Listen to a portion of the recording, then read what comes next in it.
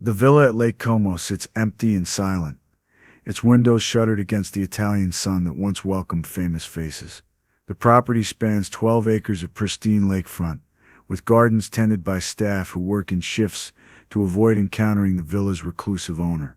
Inside, a man moves through rooms designed for entertaining dozens, but which now echo with the footsteps of only one. His name is George Clooney, and for the past 27 years, he has been proving to himself that some failures are too public to survive. The morning routine is precise, isolated, designed to avoid any possibility of human contact. Coffee at 6 a.m., prepared in a kitchen that once hosted dinner parties for Hollywood royalty.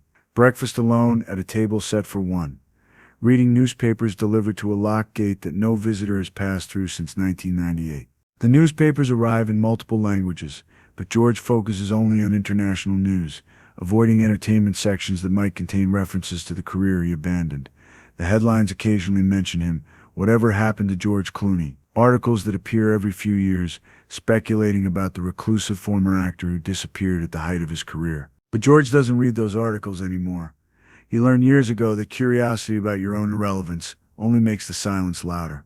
The villa is a monument to a life that ended before it truly began. 27 rooms, each one a testament to plans that were never realized. Awards from his era days sit in storage, along with scripts for movies he never made, invitations to events he never attended, evidence of opportunities that expired while he learned to hide from the world that once celebrated him. But in the corner of his study, still visible every morning when he drinks his coffee, sits the reminder of why he chose isolation over engagement. Silence over performance, safety over the possibility of ever failing so publicly again. A framed movie poster. Batman and Robin, 1997. The film that taught George Clooney that some mistakes are too visible, too permanent, too humiliating to recover from. It started with what should have been the opportunity of a lifetime. Batman. The role that every actor in Hollywood wanted. The franchise that guaranteed global fame and financial security for life. When the call came in 1996, George was riding high on the success of ER, the television show that had transformed him from a struggling actor into one of America's most beloved leading men. "They want you to be Batman," his agent told him. The excitement obvious even over the phone. Joel Schumacher directing. Big budget, summer release, franchise potential. "This is it, George. This is the role that makes you a movie star." George had hesitated, not because he doubted the opportunity, but because he understood the responsibility. Batman wasn't just a character, it was an icon, a symbol, a cultural touchstone that belonged to millions of fans who had grown up believing in heroes. Taking the role meant taking custody of something larger than himself. But the money was enormous, the exposure was unprecedented, and the chance to transition from television to movies was exactly what his career needed. Against his better judgment, against the quiet voice that warned him he might not be ready for this level of scrutiny, George said yes. The filming was a nightmare from the beginning. Joel Schumacher's vision for Batman was bright, cartoonish, filled with neon colors and camp humor that felt completely wrong to George. The script was weak, the dialogue was embarrassing, and the costume was a humiliation that George had to wear for months while pretending to be the world's greatest superhero. "I look ridiculous," he told Schumacher, during one particularly difficult day of filming. "The suit has nipples." "Joel, why does Batman's suit have nipples?" "It's stylistic," Schumacher replied. "It's bold. It's different. It's what audiences want."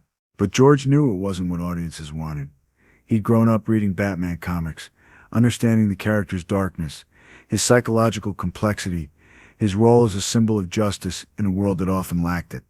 What they were filming wasn't Batman, it was a toy commercial disguised as a movie, a corporate product designed to sell action figures rather than tell a meaningful story. The premiere was June 20th, 1997.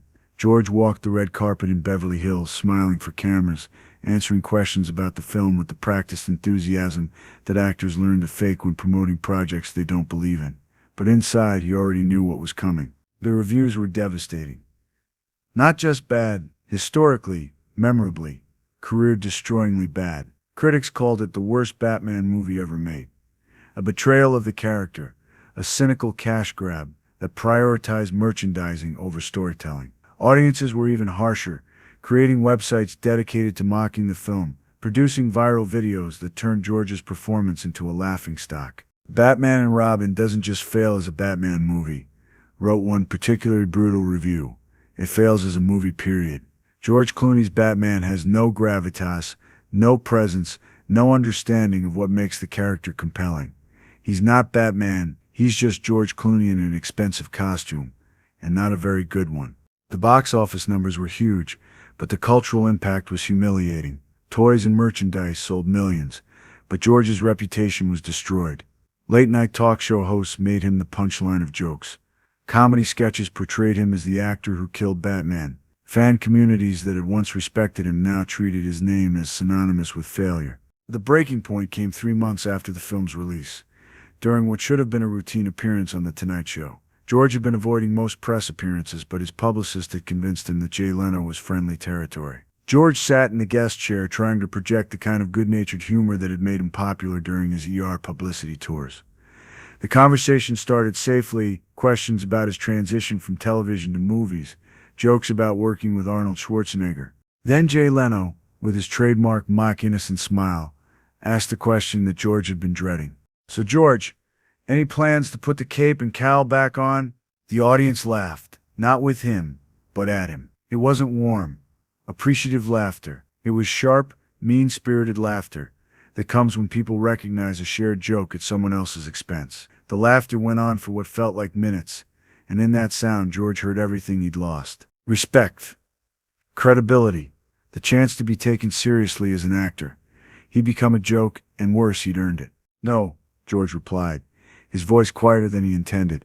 "I think I've done enough damage to Batman for one lifetime." More laughter. Longer this time, more enthusiastic. The camera caught George's face as he realized what was happening, that his attempted self-deprecation had only made things worse, that his honesty about the film's failure was being received as confirmation that the mockery was justified. That night, alone in his hotel room, George watched the interview again on the late-night repeat. The laughter sounded even worse the second time. He'd spent years building a career, and it had all been erased by 90 minutes of screen time and 30 seconds of audience laughter. That night, George made a decision that would define the next 27 years of his life. He wouldn't just avoid taking bad roles, he would avoid taking any roles. He wouldn't just be more careful about his career choices, he would end his career entirely. He couldn't risk failing so publicly again, couldn't survive another round of global mockery, couldn't endure another experience of becoming a laughingstock to millions of people. The announcement came through his publicist 2 weeks later. George Clooney is taking an indefinite hiatus from acting to focus on personal projects. The entertainment media speculated about what those personal projects might be: directing, producing, writing, starting a family. But there were no personal projects. There was only the villa at Lake Como and the slow, careful construction of a life designed around never being seen, never being judged, never being humiliated again. The withdrawal was gradual at first. George stopped accepting interviews, stopped attending industry events, stopped returning calls from directors and producers. His agent called daily for months, describing opportunities that would have resurrected his career. "Steven Soderbergh wants to meet with you," his agent told him urgently. "He's developing Ocean's 11, a heist movie with an ensemble cast. Brad Pitt's attached, Matt Damon's interested. This could be exactly what you need to bounce back." George listened from his villa in Italy, looking out at Lake Como while his agent described a project that sounded like everything he'd once wanted. But the thought of being on set again, of having his performance evaluated and critiqued, felt impossible.